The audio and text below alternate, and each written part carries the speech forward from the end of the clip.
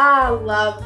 Life's greatest catastrophe. I want it to hurt in the best way possible. Yes, I am talking about Kings. It already says right over here that it's a devastating love story. Okay, I just have to address this. This crow is obsessed. I wish you the best, but can you go and do that somewhere where I'm not filming? Hi guys, welcome back to my channel. My name is Khushi and today we are doing a classic book haul. I own them, I haven't shown you them, and I would really like to. I am so excited to show you all of it, so let's get right into it. So the first one we have is the 2025 release by Ali Hazelwood, Deep End. Scarlett, our main character over here, in the beginning of the book is found recovering from and just getting back to diving after having endured a pretty serious injury. On the flip side, we have Lucas, who is an Olympic level swimmer. He's set records. He is the golden boy when it comes to aquatic sports. Everybody knows him, everybody wants to be with him, or everybody wants to be him. It just so happens that one day, one of Scarlett's closely guarded secrets gets revealed to Lucas, and he relates to this secret to a level that she never expected. So Scarlett and Lucas then decide to get into this sort of friends with benefits situation as they navigate the more competitive and difficult sides of their life. They thought, this will be fun, we have somewhere to blow off steam. But are we really surprised when it ends up heading in a different direction? Next, we have First Time Caller by B.K. Borison. Last year, I read my first B.K. Borison. I absolutely fell in love and I decided that I'm going to follow everything this author writes. So when this came out, I had to get my hands on it and I am so glad. Look at how cute the cover is. So in this story, we follow a single mom who is a hopeless romantic but has had very bad luck when it comes to romance. And we follow a romance radio show host who has lost all hope when it comes to love. And they happen to meet when Lucy's daughter calls into this radio show because she feels that her mom is lonely. And Aiden Valentine, the radio show host that everybody goes crazy over, is the only person who can help fix this. So both of them, Lucy and Aiden, come together in this radio show to try and find Lucy's love, like her Prince Charming, her happy ending. B.K. Borison has done a very good, fluffy, sweet, acts of servicey romance before, and I am looking forward to something exactly like that in this one. Next, we have Athena's Child by Hannah Lynn. This is a book that I bought a while ago, but then I had to leave it behind in my parents' house. So this December, when I was visiting them, I brought it back and I'm really excited to read it. It is a retelling of Medusa, and this is the part of the synopsis that really sold it to me. I want you to hear it. Medusa's truth has long been lost. History tells of conquering heroes, of men with hearts of gold. Now it is time to hear the story of how history treats women who stand their ground. It is time to remember Medusa.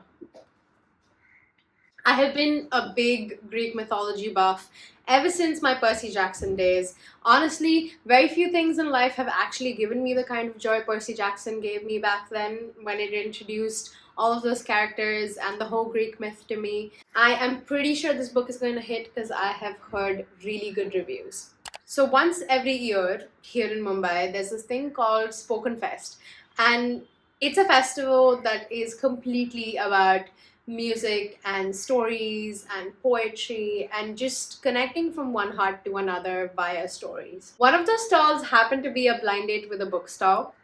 So I was speaking to the person who was working over there. I told her the kind of books I like and she recommended me something. I bought it, I stepped to the side, I opened it, and it was The Host by Stephanie Meyer, who is also the author of the entire Twilight Saga series. Now, I have never read that series, but there was a point in life where I could recite those movies without even having to look at the screen. I have watched it that much. And yes, there was a point in life where I considered reading the thing, but then it never really happened, and it just sort of feels funny to me that this author sort of come back to me because now I have to read her. Well, it's not a have to, but I want to read her. I'm just glad it's not the Twilight. Not that there's anything wrong with it, but just I think I've crossed that phase in my life. Alright, it's the next day, and yesterday I got cut off before I could tell you what The Host by Stephanie Meyer was about. So, let's quickly read. The Earth has been invaded by a species that takes over the minds of their human hosts, and most of humanity has succumbed. So, like, alien possessions? Like, ghost possession? Alien ghost possessions.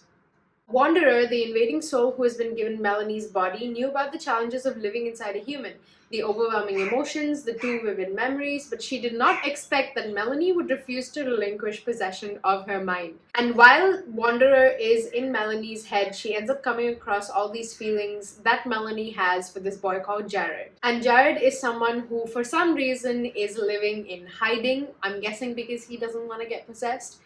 Melanie and Wanderer together set off to find Jared, the man they both have come to love. That is what I know about this story. I don't know. Sci-fi is not normally my thing, but I'm curious. I do want to read this. She is a very big book though. So I'm not sure when I'll get around to it, but I do want to read it. On the same sci-fi train, we have a book that I have been wanting to get ever since I heard Jack Edwards and a couple of other booktubers talk about it. And I got really lucky during Spoken Fest because they also had this other thing going on where if you donate a certain number of books, you can take back a certain number of books from their collection. And it just so happened that some beautiful soul had left behind a copy of Prophet by Helen MacDonald and Sin Blushé. I might be completely butchering that surname. I'm really sorry. I'm open to education. Please do educate me. Look at that cover. It is beautiful. I believe... Okay, I just have to address this. This crow is obsessed with my ledge and is just always here making noise when I'm filming. I wish you the best, but can you go and do that somewhere where I'm not filming? I guess not. So I believe Prophet is some sort of an investigative story. There is some entity out there that is taking people's fondest memories and bringing them back to life and using that to destroy them, if I'm getting it right. Sunil Rao seems a surprising choice of investigator. Chaotic and unpredictable, the former agent is the antithesis of his partner, Lieutenant Colonel Adam Rubinstein, the model of a military man. But Sunil has the unique ability to distinguish truth from lies in objects, words, and people in the past and in real time. And Adam is the only one who truly knows him after a troubled past together. Now, as they battle this strange new reality, they are drawn closer than ever to defend what they both hold most dear. For Prophet can weaponize the past, but only love will protect the future, of course. I am convinced. I do want to read it. Now, this next one is another retelling, sort of. We have Lilith by Nikki Marmory. This is once again a story that represents a strong female character. We have Lilith, who was once upon a time very happy up in paradise, up until Adam decided, I want you to submit to my will, and she said no. So she gets thrown out of paradise. Demonized and sidelined, she watches in fury as God makes Eve for Adam. But Lilith has a secret. She's already had the fruit from the tree of knowledge, and she knows why the Queen of the Heavens, God's wife, is missing. So she sets off on this journey to find God's wife and save Eve and restore the balance in the world, also regaining her rightful place in paradise. I am looking forward to a badass female main character. So I have my hopes up high, which is dangerous, but it is up there. This one is a slight curveball for me because it is, once again, not like my usual reads, but it is Weirdo by Sarah Pascal, and I was peer pressured into buying this book. I am interested in it, but I was purely peer pressured by my friends who absolutely loved it and wanted me to give it a try. I have no idea what it's about. All I know is that it's funny. So let's read it together. Deep in Essex and her own thoughts, Sophie had a feeling something was going to happen, and then it did. It's December, and Chris has entered the pub and re-entered her life just when Sophie had finally stopped thinking about him and regretting what she'd done. Sophie has a chance at creating a new ending and paying off her emotional debts. All she has to do is act exactly like a normal, well-adjusted person and not say any of her inner monologue out loud. Why am I being called out? If she can suppress her light paranoia, pornographic visualizations, and pathological lying, maybe she'll even end up getting the guy she wants. Then she can dump her boyfriend Ian and try to behave like someone who knows how to enjoy Christmas. What is happening? I don't know. I want to know. Maybe my friends were onto something. Then we have the one and only, the mighty Cassandra Clare, Swordcatcher. I'm not able to digest just plain romance nowadays because I've just become a little jaded in life. But fantasy romance, I still can, which I believe this is. One was raised to rule, one was trained to die. Oh, I know, this is like the stunt double thing, but like the royalty double thing. You see what I mean. In the vibrant city-state of Castellan, Kel is an orphan, stolen from his impoverished old life to enter a new one of luxury and peril. He's to become Prince Connor Aurelian's body double, to shield the prince from all dangers. Yeah, a body double. As his sword catcher, he and Connor will become as close as brothers, yet Kel lives for one purpose, to die for Connor. That is a complicated relationship. Lynn Castor is an Aksharai physician, part of a community ostracized for its rare magical abilities. But a failed assassination attempt pulls her and Kel together and into the web of the mysterious ragpicker king who rules Castellan's criminal underworld. Together they'll discover an extraordinary conspiracy, but can forbidden love bring down a kingdom? And will their discoveries plunge their nation into war and the world into chaos? Of course it will. Of course, because that is the whole point of a fantasy series. You tear the world apart and then you fix it at the very end. I'm so excited. Now this next one is well and truly in my possession because Haley Pham said so. I am clearly very easily influenced, but Haley Pham loves this book, gave it a 5-star. It's a time travel romance. If you watch her vlogs, then you know what I'm talking about. But it is The Ministry of Time by Killian Bradley. I don't think there's anything fancy going on here. Ooh, there is! Look at that. What does it say? The only thing you can mend is the future. Love. Life's greatest catastrophe. I agree. I actually agree with that. Not bad. In the near future, a disaffected civil servant is offered a lucrative job in a mysterious new government ministry, gathering expats from across history to test the limits of time travel. Her role is to work as a bridge, living with, assisting, and monitoring the expat known as 1847, Commander Graham Gore. As far as history is concerned, Commander Gore died on Sir John Franklin's doomed expedition to the Arctic. So he's a little disoriented to find himself alive and surrounded by outlandish concepts such as washing machine, Spotify, and the collapse of the British Empire. With an appetite for discovery and a 7-a-day cigarette habit, he soon adjusts, and during a long sultry summer, he and his bridge move from awkwardness to genuine friendship to something more. If you give me a good plot twist, Killian Bradley, I think I could be on board. Let's see. I have a tendency to jinx myself when it comes to stuff like this. When I tell people like, oh, I'm absolutely gonna love this. Every single time I've done that, I've not liked that book. So I don't have the best track record. So I'm just not going to say anything. It's all hopes and dreams here. This next one is once again a recommendation from a poet I follow on Instagram. This is Zin by Harita Savitri. I absolutely love this poet. They have their own works out there. This is Megha Rao I'm talking about. She has her own books out there, and one day she posted about this story and how it moved her and the things it made her feel. And I decided I wanted to experience those things as well. Especially once after I read the synopsis, it felt very needed. And you'll see what I mean. I'm just going to read this out to you. Pregnant with her love child, Sita, an Indian student of the University of Barcelona, lands up in Turkey in search of her Kurdish lover. She's picked up by the Turkish secret police and then brutally tortured, assaulted, harassed, and used as bait to lure her lover and his siblings, who have been branded as terrorists by the genocidal state machinery. The fight for her life and liberty is incidental in the ensuing diplomatic haggling between two nations, while humanity is sidelined for the sake of commercial and political considerations. Zin is not merely a poignant love story that transcends borders and races. It is an unflinching look at the lives of minorities in a state that breaks all bounds to mercilessly exterminate their Kurdish minority. It is also a tale of fealty and courage of a few men and women who choose to stand up and be counted in a repressive regime only to pay with their lives. I mean, yeah, it's definitely going to be a heavier read, but I feel like it is a needed one.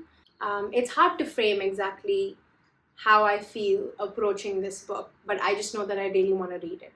A new day and a new set of books to show you. So the first one we have is the first book in the Shepherd King duology, I believe. I've heard amazing things about this gothic fantasy duology.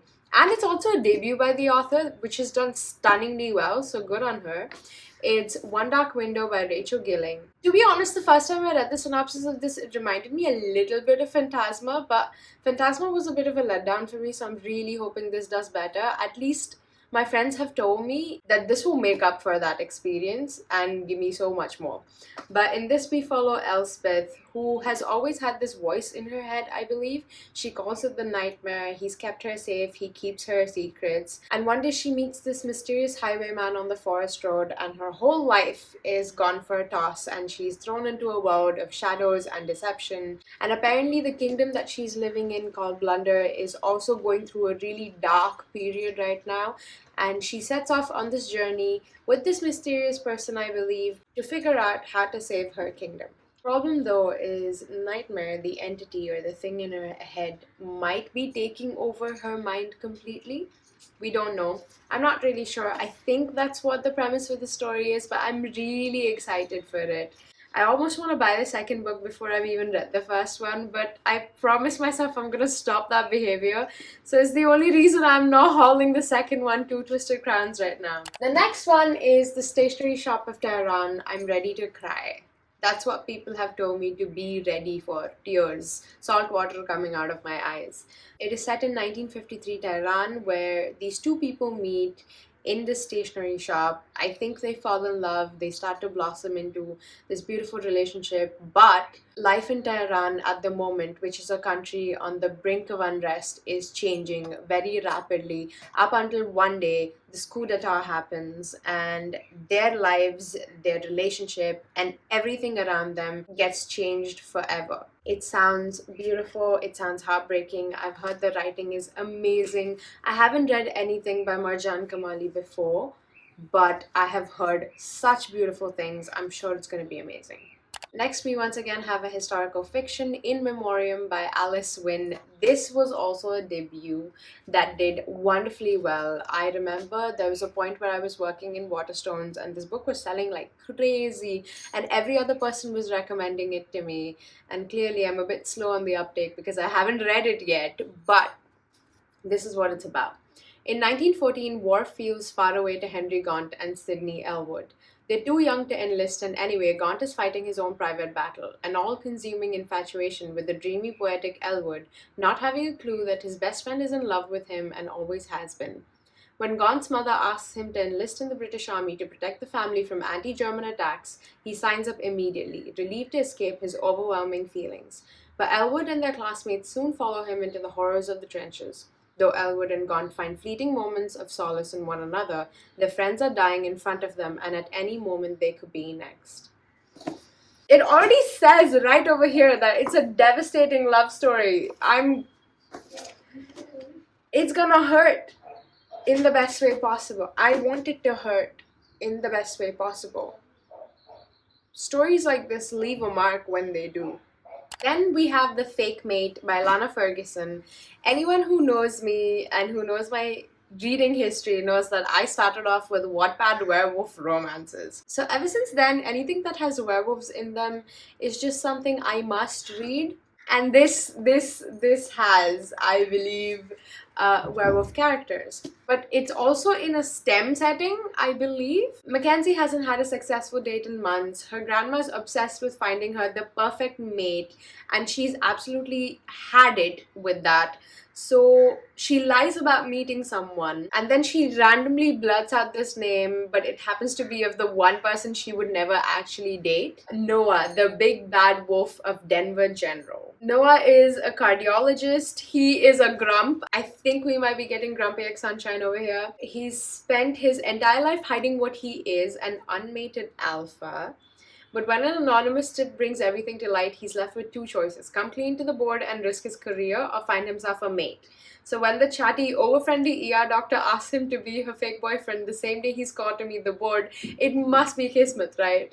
And then we have this book called Tiny Beautiful Things by Cheryl Strayed, Advice on Love and Life from Dear Sugar. For more than a decade, thousands of people have sought advice from Dear Sugar. I believe that is a pseudonym for a column that Cheryl Strayed used to write. And this online column became so famous, it then became a podcast, then became a play, it became multiple things. And Tiny Beautiful Things is a collection of all of Dear Sugar's best in one volume, bringing her wisdom to many more readers. I have read the play that was inspired by this, and I loved it. I absolutely loved it, which is why I immediately went and bought this one, because I need to read the whole version. I need to read all of it. Ooh, wait, hold up. It's a major TV series as well? Then we have Notes on Heartbreak by Annie Lord. Bookstagrammers blew this stuff up. This is a love story told in reverse. It's about the best and worst of love, the euphoric and the painful, the beautiful and the messy. Reeling from a broken heart, Annie Lord revisits the past from the moment she first fell in love to the months that saw the slow erosion of a bond 5 years in the making. I have seen people annotate this book to hell and back, and I think that's going to be me as well. Then we have this absolutely stunning edition of Chain Gang All-Stars that I am so excited to read by, and I'm gonna butcher this, so please do educate me on how to do it better next time. By Nana Kwame Adjei-Brenyah. I believe the story is set inside the American prison system. Welcome to Chain Gang All-Stars, the controversial entertainment program inside America's prison system. In packed arenas, live streamed to millions, prisoners compete as gladiators for the ultimate prize, their freedom. Fan favorites Loretta Thorwar and Hamara Hurricane Stacker are teammates and lovers. Thorwar is nearing the end of her time on the circuit, free in just a few matches, a fact she carries as heavily as her lethal hammer. But as protesters clash with the baying crowds and the program's corporate owners stack the odds against her, will the price be simply too high? That synopsis was really interesting. I really want to read it right now. Then we have You Belong With Me by Murray McFarlane, who is an author that I have never read from, but comes so strongly recommended by a booktuber that I follow, Haley Pham. I think it's time I experience it. Even though there are a lot of relationships centered in this author's books, I believe it's not always healthy relationships, and the stories themselves aren't necessarily about the romance. And finally, we have the last purchase of this haul, which is The Wedding People by Alison S. Bosch. This is a story that's intrigued me from the very first moment I heard it and I saw it. We follow our main character Phoebe, who's always wanted to go to this beachside hotel, and she's always wanted to go there with her husband within this ideal perfect life. But when she does end up here, she is divorced and depressed, and I'm pretty sure she's having thoughts of ending her life. But when she arrives there, there's this big wedding going on in the hotel, and she's mistaken for one of the wedding people. And when the bride of this wedding, who has spent months working so hard on it, finds out what Phoebe's plan is, she decides that this is absolutely something that cannot happen. And these two women meet, and both of their extremely detailed plans have gone out the window. They're clearly not going to work out, and they find a confidant within one another. I love it. Women supporting other women. We love to see it. I cannot wait to read this one. I'm so excited. But I've said that about every other book in this haul. I think every book, to be honest. And clearly that means that I have very exciting reading plans for the next couple of months. Yes, I have been reading slower than I usually do because I have been busier with work than in the past. But I'm still reading, and I'm still so very excited for all of these, and I'm really hoping that I'll manage to keep you guys updated and log some of this stuff for you. But yeah, if you've stayed this far in the video, then you are a star. And if you have, then you might as well just subscribe and join the family because we do have fun here. Comment down below what you've been reading, what your plans are, what you've been up to. I absolutely love hearing from you guys.